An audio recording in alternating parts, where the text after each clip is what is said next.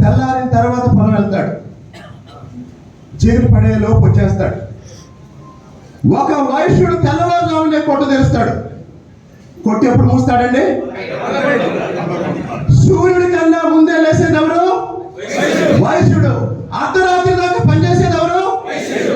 ప్రభుత్వ ఉద్యోగులు ఎవరైనా చేస్తారా? రైతులు ఎవరన్నా చేస్తారా? మీరు చెప్పండి.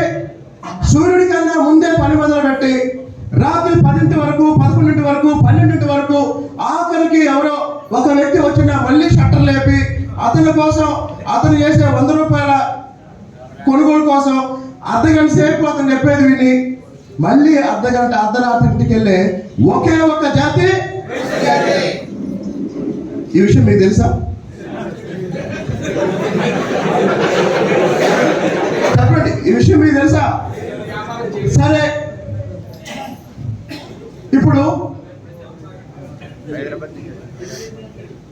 వైశ్యుడికి కష్టమే పెట్టుబడి, క్రమశిక్షణే మీ ఆస్తి. మీరు గమనించండి, సమాజంలో సంపాదించింది. నేను ఒక విషయం చెప్తా. నేను ఒక దళిత కుటుంబంలో పుట్టా. ఈ దేశానికి స్వాతంత్రం వచ్చిన దగ్గర నుంచి దళితులకి, మిగతా వెనుకబడిన వర్గాలకి ప్రభుత్వం ఎన్నో పథకాలు ఇస్తుంది. లేదా ఈరోజు సమాజంలో పేదవాళ్ళ కోసం ప్రభుత్వాలు చాలా చేస్తున్నాయి.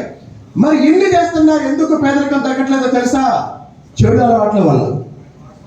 సంపాదించిన ప్రతి రూపాయిని కాపాడి రూపాయిని 10 రూపాయలు చేసే జాతి ఎవరు?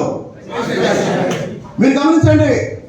ఈ రోజు ఈ దేశాన్ని నడిపేది మీరు కట్టే పన్నులు. ఈ ప్రభుత్వాలు అమలు చేసే పథకాలు, జగన్మోహన్ రెడ్డి బటన్ నొక్కాడంటే కారణం మీరు కట్టే పన్నులు. మోడీ గారు లక్షల కోట్లు జిఎస్టీ వసూలు చేస్తున్నారు. ఈ జిఎస్టీ ఎక్కడి నుంచి వస్తుంది? వ్యాపారాల నుంచి వస్తుంది. మళ్ళీ నేను మొదటికి వెళ్తాను. నేను టీచర్ని కాబట్టి క్లాస్ చెప్పినట్టు చెప్తాను. 4 వర్ణాలు